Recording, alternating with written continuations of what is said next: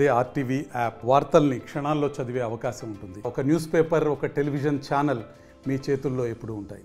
Rajanagar police officers 2 robbery cases detect చేయడం జరిగింది. దీంట్లో బీహార్కు సంబంధించిన వాళ్ళని 2 వ్యక్తుల్ని అరెస్ట్ చేసి ఒక కంట్రీ మేడ్ తుపాకీ ప్లస్ దాని తూట, ఒక సెల్ ఫోన్ ప్రస్తుతానికి ఇప్పటికి సీజ్ చేయడం జరిగింది. దీంట్లో 3 వ్యక్తులు బీహార్ వాళ్ళు ఉన్నారు. వీళ్ళల్లో ఒకడు మహమ్మద్ ముసాహిద్ ఆలం అని చెప్పి ఇతను ఒక 2 years నుంచి వచ్చి ఇక్కడ హైదరాబాద్లో సెటిల్ అయ్యి ఈ డెలివరీ బాయ్ కింద పనిచేస్తూ ఉన్నాడు.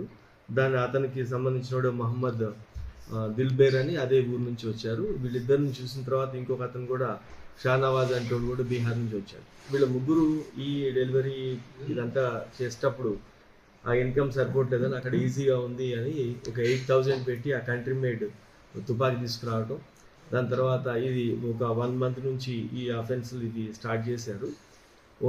ఈ ఎవరైతే రాత్రిపూట ఐసోలేటెడ్కి వెళ్తున్నారో వాళ్ళని ఫాలో చేయటం, ఈ తుపాకీ బెదిరించడం జరిగింది.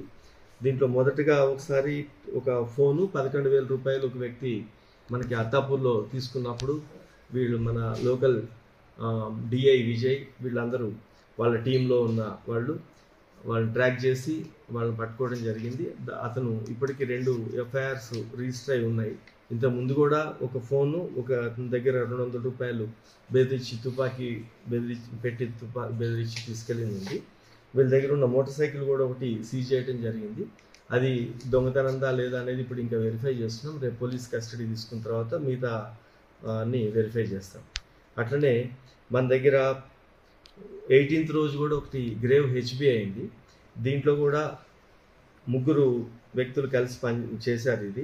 దీంట్లో 2 child in conflict with law అంటే చిన్నపిల్లలు పెట్టుకొని, ఒకడు ఖాజా అలీ అని చెప్పి ఆటో డ్రైవరు, ఈ ఆటోలోనే వచ్చి ఆ ఇంట్లో దొంగతనం చేసి తీసుకెళ్లారు. దాంట్లో ఒక 6 to 8 తులాస్ మధ్యలో గోల్డ్ పోయింది, 2,40,000 రూపాయలు క్యాష్ కూడా పోయింది.